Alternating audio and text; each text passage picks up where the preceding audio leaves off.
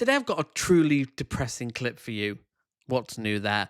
Of a Tommy Robinson fan who went to the Freedom March on Saturday, and Lewis Goodall asks, why does this guy, like Tommy Robinson? And this clip embodies the biggest problem we face in the UK, and that's one of disinformation, misinformation, and the loss of truth. We truly live in a post-truth era, so let's get straight into it. Let's first talk to Ed, who I think is in Hounslow, who I think was at the rally yesterday. Ed, good morning. What was it like? Why did you go? Good morning. Yes, it was great yesterday. I always go to these things, so that's why I went. And you couldn't move. I eventually got up to the stage. That was some hours after my arrival, and I arrived at before noon. And the number of people there that's been estimated, I think, is grossly underestimated, because you couldn't move through Whitehall, you couldn't move through Parliament Square and the surrounding areas. Just if you got there, you couldn't move at all. Well, I eventually did, but I met up with Piers Corbyn there at the the square, Parliament Square. He was doing various things. And anyway, eventually, a couple of hours later, I got to where the stage was. I'm pictured being there at the stage on the videos. And, it was fantastic. Elon Musk came through on a live link talking to Tommy Robinson and so on. Very inspiring, as far as I'm concerned. You might not find it, but I certainly do. And You find Tommy Robinson inspiring? Yes. What do you find absolutely inspiring about him? I'll tell you, for example, if, you had truths to tell, and... Why the vagueness? This is what frustrates me. If you've got truths to tell, what truths? Because if you've got a truth to tell, you just tell it, and you bring evidence and facts and data. But they never do this. It's always vague. Like, that's where you need to go in. Like, what do you mean by that? Vague. Always vague. Somebody said to you, well, I tell you what, you better not tell those truths, because you know what? If you do, we're going to... What truths? What facts do you have to back up those truths? Lock you up and on your own and stay there for a long time. And if you turn around to that... Oh, no, wait a minute. Tommy Robinson was put in prison because of contempt of court. It wasn't because he was trying to say anything that was some great truth-telling thing. He was... And that is a truth. It's done for contempt of court. Well, clearly you're not a very good journalist, because if you looked at the video... Well, no, that's just a statement of fact.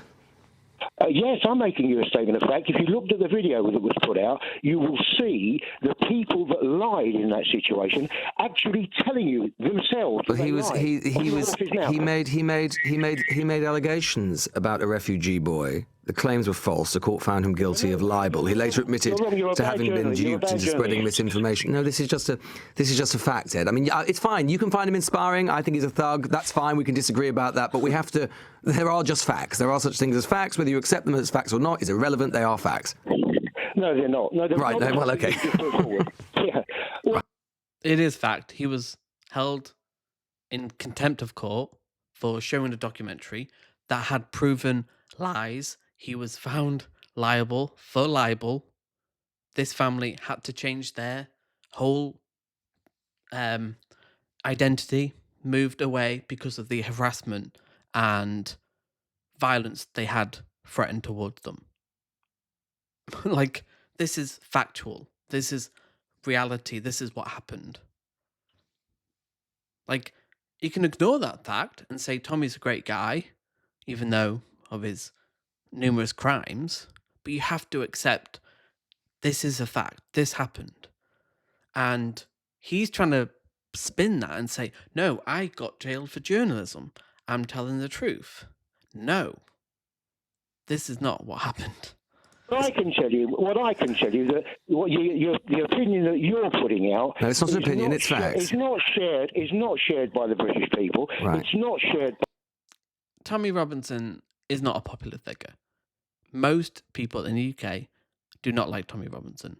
He has a very small fan base, but he is not a representative of the British public's view on Muslims, immigration, truth, facts, whether you should, be a violent thug. Violence is a good thing.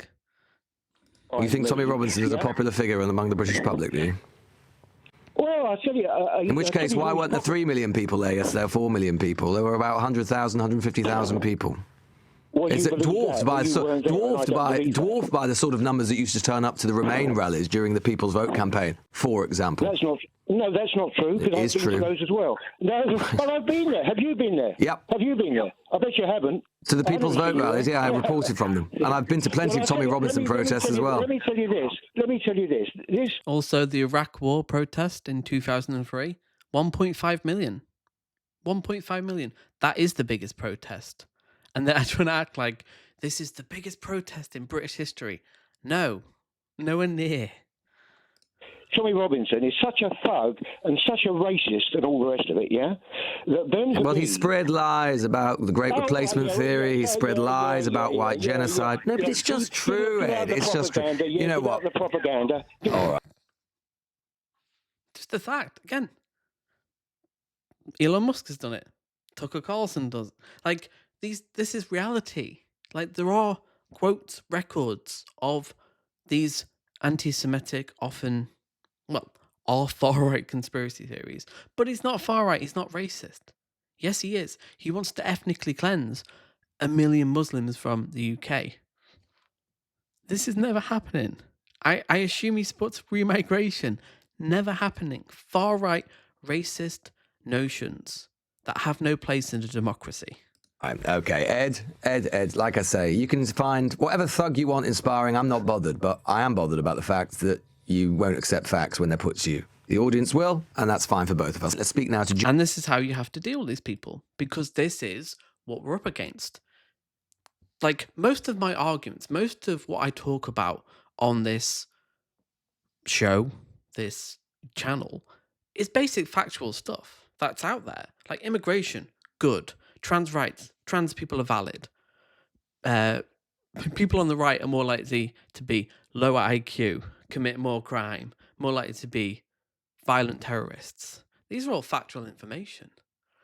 We have to go back to the realms of evidence, reality, enlightenment thinking, rationality, logic, critical thinking. We need this back because they reject it absolutely. Elon Musk rejects critical thinking. Tommy Robinson rejects critical thinking, rule of law, democracy, equality. We can't go on like this. And these people they need to be challenged. Like, I think they've had a free ride. That's the problem with a lot of this kind of like cultural milieu of Tommy Robinson. He's kind of just, although he is a deeply divisive figure, like he's just been normalized and mainstreamed by figures like Elon Musk. And that's the real problem we face now. Like, how do you get that back? How do you get that can of worms closed again? Because once you open it, it is really hard because people are just like remigration, like Great Replacement Theory is just mainstream now. People just say like, yeah, white genocide is a thing that's happening. No evidence, all feelings, but, somehow the white majority are the big victims now.